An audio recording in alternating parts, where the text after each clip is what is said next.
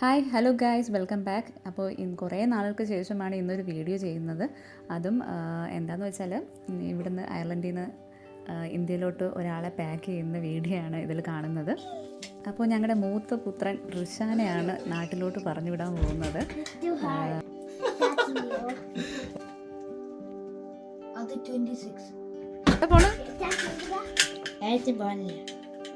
അപ്പോൾ നമ്മൾ രാവിലെ തന്നെ വീട്ടിൽ നിന്ന് പുറപ്പെട്ടായിരുന്നു.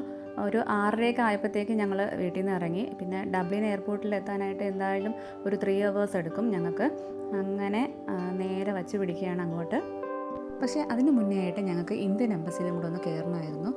റിഷാൻ യാത്ര ചെയ്യാൻ പോകുന്നത് ഞങ്ങളുടെ ഫ്രണ്ട്സിൻ്റെ കൂടെയാണ്. അപ്പം പാരൻസായിട്ട് ഞങ്ങളില്ലാത്തത് കൊണ്ട് അവിടെ നിന്നൊരു കൺസൽ ലെറ്ററും കൂടി സൈൻ ചെയ്ത് മേടിച്ച് കൊടുത്തു വിടാമെന്ന് കരുതി. കൊണ്ടുപോകുന്ന ആൾക്കാർക്ക് ഇമിഗ്രേഷൻ ടൈമിൽ എന്തെങ്കിലും പ്രശ്നം വന്നു കഴിഞ്ഞാൽ കാണിക്കാൻ വേണ്ടിയിട്ടാണ് ഞങ്ങളത് എടുത്തു വച്ചിരുന്നത്. പക്ഷേ അതിൻ്റെ ആവശ്യം വന്നില്ല എന്നാണ് അവർ പറഞ്ഞത്. പിന്നെ അവിടെ നിന്ന് ഇറങ്ങി നേരെ എയർപോർട്ടിലോട്ട് ഒരു 20 minutes യാത്ര ഉണ്ടായിരുന്നു. എയർപോർട്ടിലെത്തിയിട്ട് കാറൊക്കെ പാർക്ക് ചെയ്തിട്ട് അവിടെ നിന്ന് തന്നെ ഫുഡൊക്കെ കഴിച്ചു. വീട്ടിൽ നിന്ന് ഫുഡൊക്കെ കൊണ്ടുവന്നിട്ടുണ്ടായിരുന്നു. രാവിലെ ചെറുതായിട്ടൊന്ന് കഴിച്ചിട്ട് ഇറങ്ങി. അതല്ലാതെ കൂടെ ഫുഡൊക്കെ കൊണ്ടുവന്നിട്ടുണ്ടായിരുന്നു. കാരണം റിഷാന് 2:30 മണിക്കാണ് ഫ്ലൈറ്റ്. അപ്പോൾ ആ സമയത്തല്ലേ ഇനി അവന് കഴിക്കാൻ പറ്റുള്ളൂ. റിഷാന് പിന്നെ എയർപോർട്ടിൽ പൊയ്ക്കൊള്ളാൻ വയ്യാന്നുള്ളൊരവസ്ഥയിലാണ് അവൻ നിന്നിരുന്നത്. പിന്നെ എന്നോട് അന്നേരം കാറിൽ ഇരുന്നപ്പോൾ ഒന്ന് ചോദിച്ചായിരുന്നു, അമ്മ കൂടി വരുന്നുണ്ടോ എന്ന് ചോദിച്ചിട്ടുണ്ടായിരുന്നു. അതല്ലാണ്ട് പിന്നെ അവൻ ഓൾ ഓക്കെ ആയിരുന്നു. അവന് പെട്ടെന്ന് അങ്ങോട്ട് പോയാൽ മതി എന്നുള്ളൊരു ലെവലിലാണ് അവൻ നിന്നിരുന്നത്.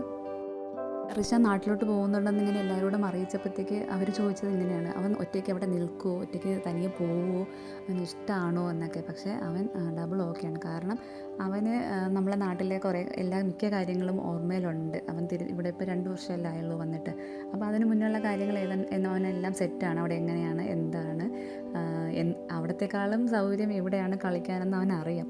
പക്ഷേ എന്താണ് അവൻ്റെ ഉള്ളിലുള്ളതെന്ന് എനിക്ക് സത്യത്തിൽ പറഞ്ഞാൽ അറിയത്തില്ല. ഇവിടെ ഇനി 1 month സ്കൂളും കൂടി ഉണ്ടായിരുന്നു. ജൂൺ വരെ അവർക്കുണ്ട്. ഇനി അതിൽ നിന്നും രക്ഷപ്പെടാനുള്ള അവൻ്റെ ഒരു നാക്കാണോ എന്ന് എനിക്കറിയത്തില്ല. എന്തായാലും അവൻ എല്ലാം മനസ്സിൽ ഒളിപ്പിച്ച് വെച്ചിട്ടാണ് ഈ യാത്ര. അകത്ത് കയറി ചെക്കിങ് കഴിഞ്ഞപ്പോഴേ ഞങ്ങൾക്ക് പിന്നെ അവൻ്റെ അടുത്ത് നിൽക്കാനുള്ള സമയമൊന്നും കൂടുതൽ കിട്ടിയില്ല. പെട്ടെന്ന് തന്നെ യാത്ര പറഞ്ഞ് അവർ അകത്തോട്ട് പോവുകയാണ് ചെയ്യുന്നത്. ഒത്തിരി സമയമൊന്നും അവൻ്റെ കൂടെ സ്പെൻഡ് ചെയ്യാനോ കുറച്ച് വിശദമായിട്ട് യാത്ര പറയാനോ ഒന്നും സാധിച്ചില്ല. പെട്ടെന്ന് തന്നെ അവൻ അകത്തോട്ട് പോയതുകൊണ്ട് ഒന്നും ചെയ്യാനും പറ്റിയില്ല. അവൻ പോകുന്നതിൽ ഞങ്ങൾക്ക് നല്ല വിഷമം തോന്നുന്നുണ്ടെങ്കിലും പക്ഷേ അവൻ്റെ ചൈൽഡ്ഹുഡിൽ ബെസ്റ്റ് കിട്ടാവുന്ന നല്ലൊരു വെക്കേഷൻ മെമ്മറി ആയിരിക്കുമെന്ന് ഞങ്ങൾക്ക് നല്ലൊരു ഉറപ്പുണ്ടായിരുന്നു.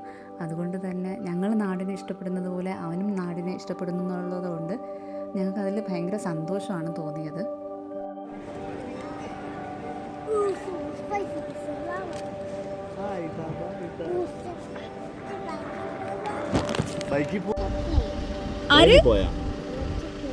ഓട്ടോ പ്ലെയിനിൽ പോയോ?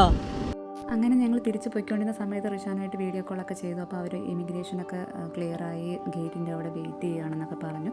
അങ്ങനെ എത്രയൊക്കെ പറഞ്ഞാലും ഫ്ലൈറ്റ് യാത്ര എന്നൊക്കെ പറയുന്നത് ഒരു ടെൻഷൻ പിടിച്ച കാര്യം തന്നെയാണ്. എന്നിരുന്നാൽ പോലും അവൻ അവിടെ സേഫായിട്ടൊക്കെ എത്തി. മാമച്ചിയെ വന്ന് പിക്ക് ചെയ്തു. ഹാപ്പി ആയിട്ട് വീട്ടിലെത്തിയിട്ടുണ്ട്.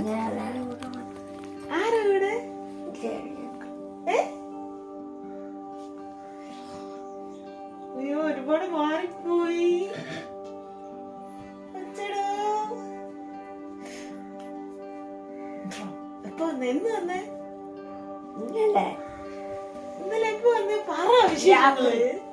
അങ്ങനെ റിഷാൻ്റെ വരവ് സന്തോഷവും സസ്പെൻസും ഒക്കെ ആയി മാറി. പിന്നെ വേറൊന്നുമില്ല, റിഷാൻ കുട്ടിക്ക് നല്ലൊരു വെക്കേഷൻ നേർന്നുകൊണ്ട് സീ യു, ബൈ ബൈ.